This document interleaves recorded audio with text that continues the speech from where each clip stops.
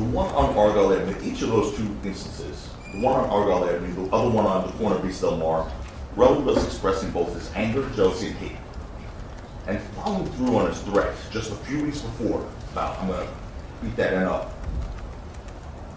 Relly's testimony about his expectations on the way to meet Rocky was clear, that he was looking for a fight. And to use Relly's words, he thought if there was going to be an altercation, quote, there would be a bit of roughing. In fact, although he again first tried to hide behind another one of his I don't recalls, he then admitted under oath that when men are angry, they fight.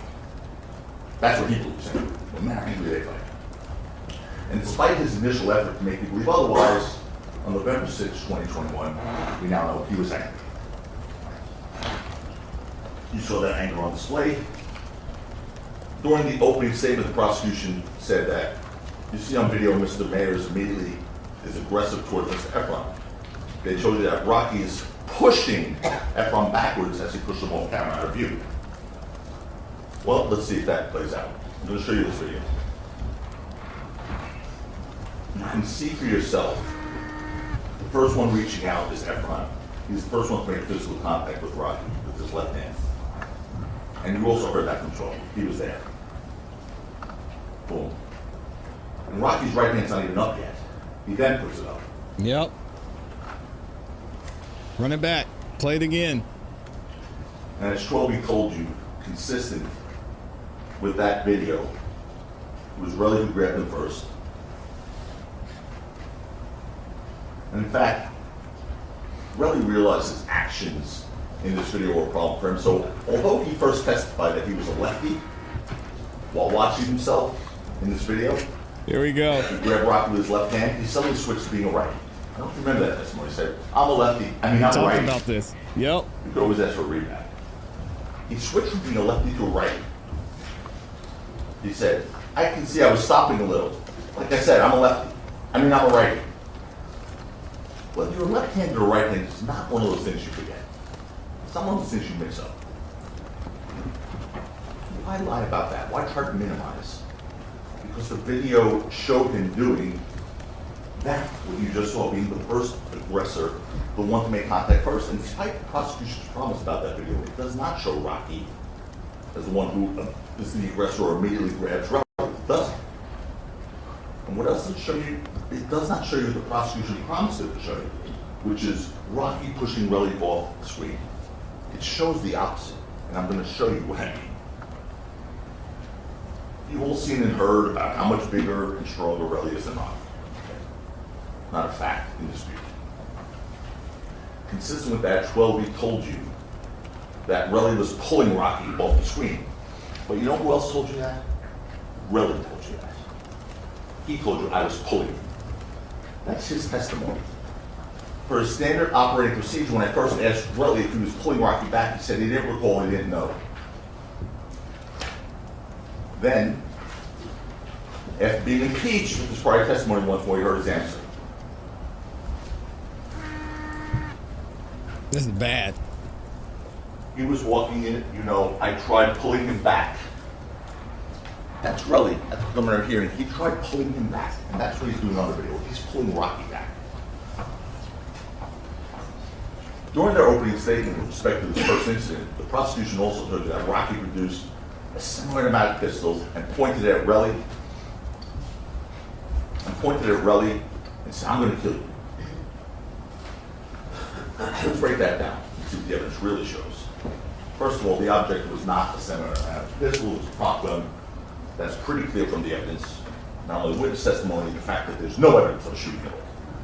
But beyond that, Rocky certainly did not point at Relly. The video shows that, and Schwalbe told you that. That's true. In fact, based on Relly's own testimony, the object was put away when two people walked by on the street. And as a result of that, whatever Relly claims Rocky did with it, while they were off camera to the right, meaning inside that parking garage, that's a problem for them because they were off camera in the parking garage for only seconds. Only seconds. Not long enough for Relly to have happened to him what he described happened to him. What does the evidence show about this?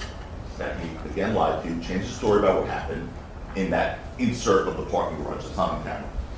he testified here, he said, Relly said that Rocky just pointed the object at his head and his stomach, nothing more. He denied here that there was any physical contact with his body and the object. He denied that. But when he spoke to the district attorney about this in that prior recorded statement in 2022, he gave a completely different version. He said that Rocky actually pressed the barrel of the gun against his stomach and pushed. Why give a different version in this courtroom? Because when we talk about this, when you're lying, sometimes you just can't keep it straight. The truth never changes. In that regard, remember what Relly first said to the desk officer, Kirk Anderson, one of the last witnesses for the prosecution, maybe the last, when he reported this incident on November 8th, 2 days later. Officer Anderson told you that Relly said Rocky pulled out the gun from 5 to 10 feet away as he was approaching. We know that didn't happen. And that's 2 days later. The video doesn't show that happening, but of course, Relly first reported this incident. He didn't know that there was video.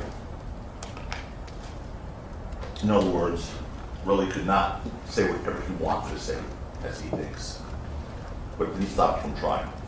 Then he said that Rocky said during this incident, "I'm going to kill you right now." That was his words to you all. "I'm going to kill you right now." Now, folks, if someone says that to you, you're not likely to forget those words. That's going to be in your mind's eye for a long time. "I'm going to kill you right now," as they're pointing a gun. You're not going to forget them if they are truthful. If they're truthful. Mm-hmm. But when I confronted him with his prior statement to the district attorney recorded, so it couldn't be fake, only a year after the incident, in 2022, not 3.5 years later, like his trial testimony, only a year after, what did he say then about this? He told the district attorney on a recorded interview 1 year later. And then Rocky's like, he's saying something I don't remember because it was like a long time ago and I don't remember what he was saying. First of all, it was a year later and that was a long time ago. 3.5 years later, he remembers being given a death threat. A year later, he doesn't remember what he was saying because it was a long time ago. Again, the truth is not easy. Sorry, the truth is easy to keep straight. That's the truth. And when you're lying, when you're making up stories, you can't remember the lie all the time, and that's when these things happen. Mm-hmm. That's true. You'd be up there So what's sweating when Relly's you're lying. explanation for a completely different answer on that? What's his explanation? Here's his explanation. Here's what he told you all. When I asked him, "I'm getting tired of talking to everyone, bro." That was his answer. Mm-hmm. I'm getting tired of talking to everyone, bro. I mean, you said Rocky said he was going to kill you to this jury. A year after this incident, you said, it was too long ago, you don't remember what he said. What's the story, Mr. Efron? "I'm getting tired of talking to everyone, bro." That's the answer. Just give me my 30 million, my 30 M's. I gotta get out of here. I want to talk about this. This is the man they want you to believe beyond a reasonable doubt. And I think we know from using our God-given common sense, the truth doesn't keep changing. It doesn't keep changing. You don't get inconsistent versions of the truth. You don't need to memorize the truth. And one last thing on this point, that first incident. You heard Twelby explain how he believed, it was his observations, how he believed the prop gun came into Rocky's hand during that first altercation. To him, anyway, to Twelby, what it looked like was that Rocky's sweatpants were falling down, and you actually do see that in the video. And that Relly was lifting him off the ground, and you see that. And that Rocky grabbed the prop gun to adjust it, because it had a little clip. That was Twelby's belief on what he saw in that chaotic moment. You have the video to watch for yourself. Along with that video, you have Twelby's testimony. And that makes this clear. Rocky was being strong-armed by Relly. No question about that. You see him being choked at one point by Relly, Twelby pointed out. He was grabbed, he was pulled, he was jostled. And under those circumstances, Rocky's actions in that brief encounter were fully justified. His Honor will give the law on self-defense. If he has, you have those sheets there, the jury instructions with you, take back.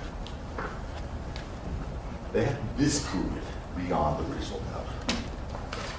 They can't do that. That's a very heavy burden to carry. They won't be able to carry it. Yeah, that's an improper. Overruled. And you know who tells you that? Not just the video, not just 12E, not just the video that you saw, not just 12E. You know who else tells you it was self-defense? Relly. Uh-oh. When Relly was talking to Wally Sajeni, at a time he didn't think he was being recorded. Remember the recordings he called fake? Here's what he said.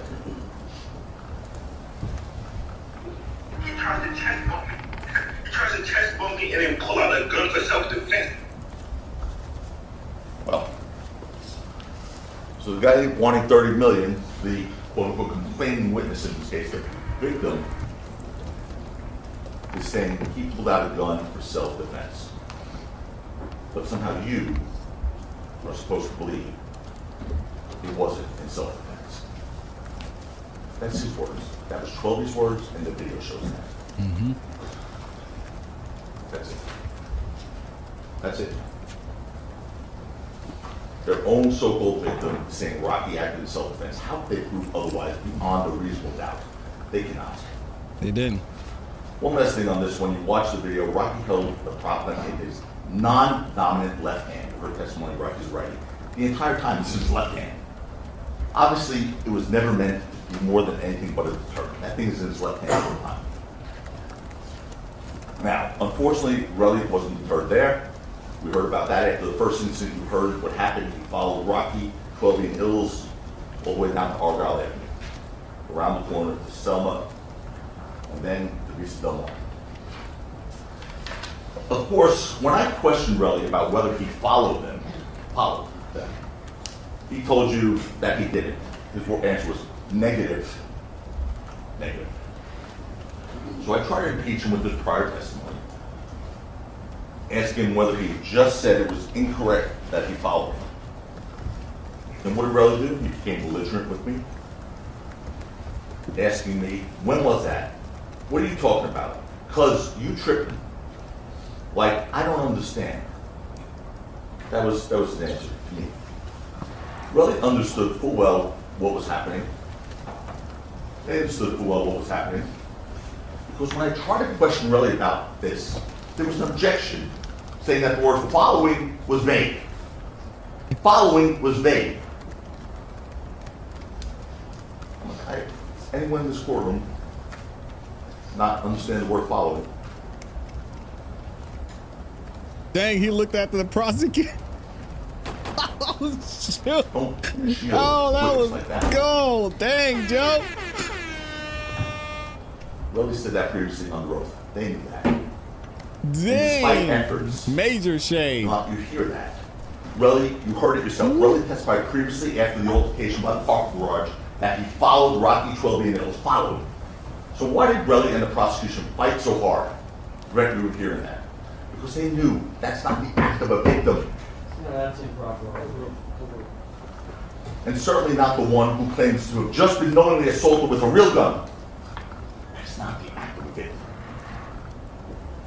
That alone, folks, is another reasonable doubt that puts the nail in the coffin in this case. That is not the action of a victim. Following someone who just pulled the gun on you, according to today's recollection, right to kill you, and you know it's a real gun, and you're following them. Not only following them, verbally assaulting them as you're following them.